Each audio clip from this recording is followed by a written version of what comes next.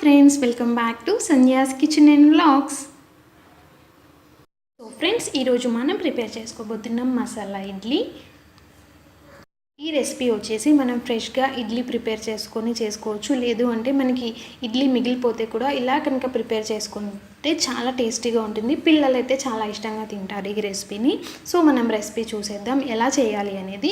First మనం ఒక pan పెట్టేసుకొని ఇందులో ఒక 1 టేబుల్ స్పూన్ బటర్ని యాడ్ చేస్తున్నాం. మీరు బటర్ ప్లేస్లో గీని కూడా యాడ్ చేసుకోవచ్చు.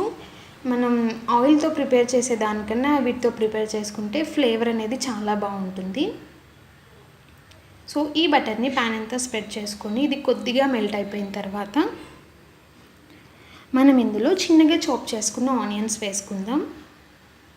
నేను 1 కప్ ఆనియన్స్ తీసుకున్నాను. మీరు ఇడ్లీ చేసే క్వాంటిటీని బట్టి ఆనియన్స్ తీసుకోవచ్చు.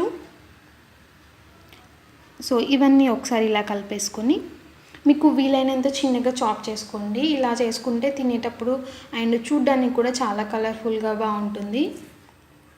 తర్వాత మనం ఇందులో 1 కప్ టమాటోస్ని కూడా యాడ్ చేసుకుంటున్నాం. సో ఈ టమాటోస్ అండ్ ఆనియన్స్ అనేవి మొత్తం సాఫ్ట్గా అయ్యేంత వరకు మనం కుక్ చేసుకోవాలి.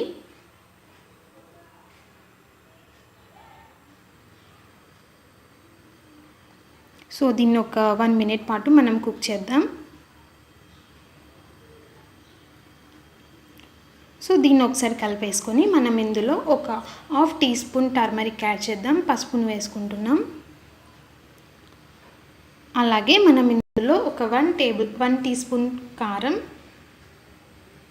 ఇంకొక 1 టీ స్పూన్ సాల్ట్ వేసుకుంటున్నాం. మీకు కావాలంటే రెడ్ చిల్లీ పౌడర్ యాడ్ చేయకుండా సన్నగా చాప్ చేసుకున్న గ్రీన్ చిల్లీస్ కూడా వేసుకోవచ్చండి. పిల్లలకి అయితే కనుక ఇలా కొద్దిగా కారం వేసి మాత్రమే చేయండి. సో ఇదంతా కలిసేలా ఒకసారి కలిపేసుకుందాం మనం.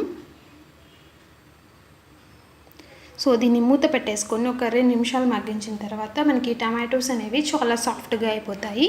ఇప్పుడు మనం ఇందులో కొద్దిగా ధనియాల పొడి వేసుకుందాం. 1 టీ స్పూన్ ధనియా పౌడర్, అలాగే ఇందులో వేసుకుంటున్నాం మనం జీరా పౌడర్. మీకు కావాలంటే ఇంకేదైనా మసాలాలు యాడ్ చేసుకోవాలంటే చేసుకోవచ్చు. లైక్ మనకి ఇడ్లీ కారం దొరుకుతుంది కదా, అలాంటివి యాడ్ చేస్తే కూడా చాలా టేస్టీగా ఉంటుంది. సో ఇదంతా మగ్గిపోయింది కదా. ఇప్పుడు మనం ఇందులో ఇడ్లీ ఇలా పీసెస్గా కట్ చేసి పెట్టుకున్నాం కదా, మనం వీటిని ఇందులో వేసేసుకొని ఆ మసాలా అంతా వీటికి పట్టేలా ఒకసారి కలిపేసుకుందాం.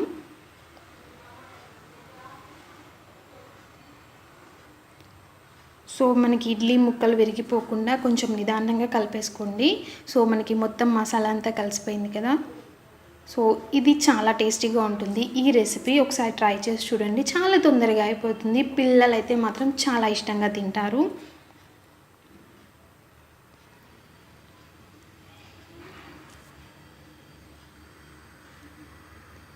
షాట్ కూడా చేసేసుకున్నాం. వేడిగా మసాలా ఇడ్లీ అనేది మనకి రెడీ అయిపోయిందండి. చాలా టేస్టీగా ఉంటుంది.